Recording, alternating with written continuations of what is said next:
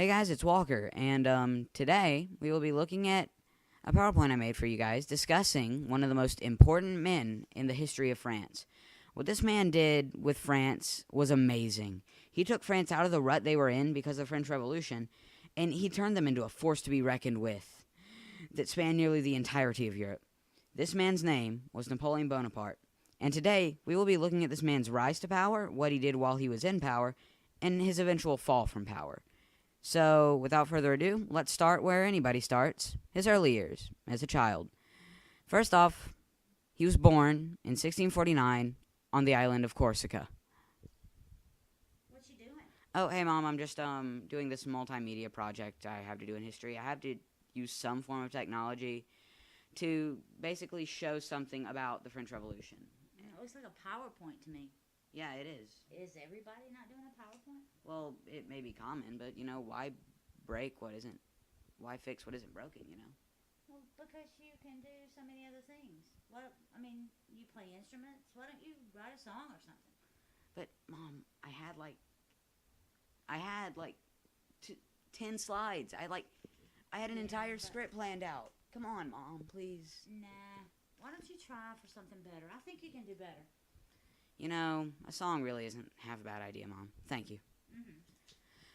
Well, there's 3 hours down the drain.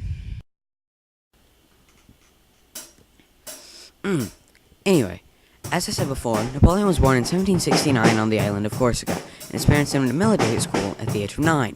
After leaving the school at age of 16, he became a lieutenant and joined the army of the new government, where Napoleon's rise to power truly began.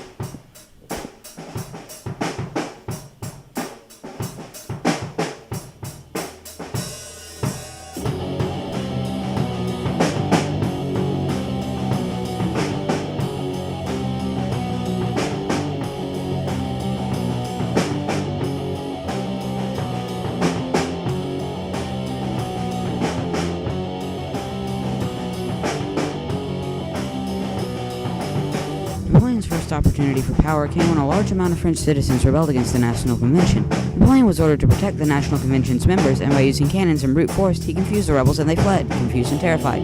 Because of his success, he was chosen to lead an army against Austria and Italy, which led to many successful battles for France. Unfortunately, in an effort to preserve French trade, he went to Egypt, where his army was pinned down by the British, and he was defeated. Napoleon was able to keep word of his defeat out of the public, though, and his popularity only grew. From here, his expeditions became political, as he dissolved the Directory and replaced them with 3 consuls, of which he was one. He brought peace to all of Europe by persuading Britain, Austria, and Russia, with whom France was feuding, to sign peace agreements, and he eventually destroyed his consul system and crowned himself emperor. Life was pretty good for Napoleon.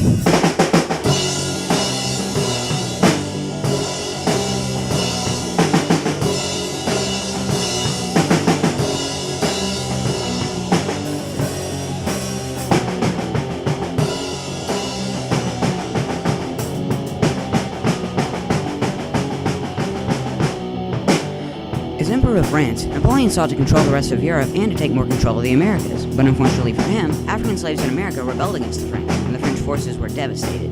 Napoleon decided to abandon America and sold the Louisiana Territory to the United States in exchange we know now as the Louisiana Purchase.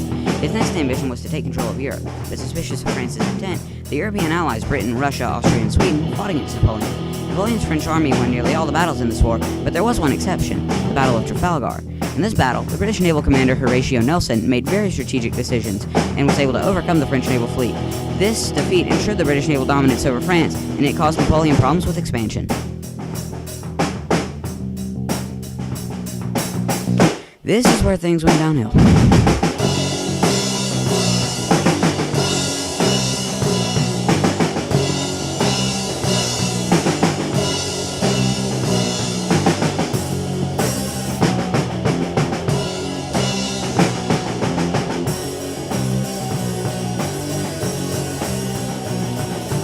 Towards the end of Napoleon's first reign, he made 3 very crucial mistakes: putting a trading blockade on Britain, the Peninsular War with Spain, and most importantly, invading Russia. From these actions, the French soldiers were left very weak and sick, and Napoleon and his army were easily defeated by opposing forces.